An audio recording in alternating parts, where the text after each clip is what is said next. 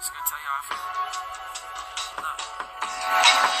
You so fucking precious when you smile. Ruumishuoneessa. Taisi olla rauhassa.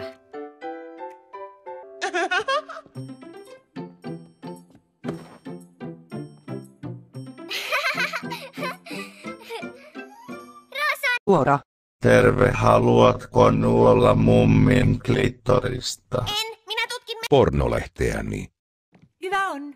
Yritämme olla hiljaa. Tule. Homon mummi antaa kakkosta. Huoraa. Kaapo ei kyennyt keskittymään kirjaansa Roosan höpöttäessä. Heppaa! Voi Autistinen pikkukersa meidän hän piti panna. Heppa!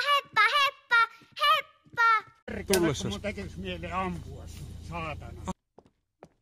löydät varmasti rauhallisen paikan jostain. Mene vaikka olohuoneeseen. Selvä, kiitos. Ummi. Heppa! Mitä ton päässä liikkuu? Kaapo päätti noudattaa Kummin. neuvoa. Hän halusi tutkia kirjaansa rauhassa. Ja olohuoneessa se onnistuisi.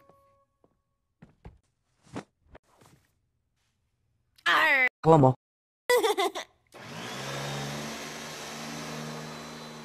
Mutta olohuoneessakin oli liian meluisaa. Äiti! Anteeksi, kulta, en huomannut sinua. Yritätkö lukea? Pornolehteäsi. Joo, Minun pitää imuroida olohuone nyt. hyvä on äiti. Menen muualle lukemaan.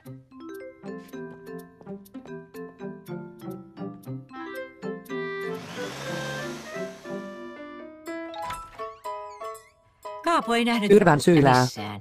Ehkä hän voisi vihdoin keskittyä kirjaansa.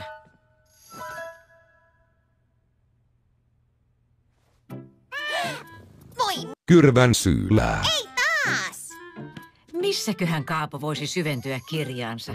Ihan rauhassa. Kaapo hoksasi, että komero sopi lukemiseen hyvin. Siellä oli hiljaista, eikä ketään häiritsemässä. Ja niin Kaapo kuoli.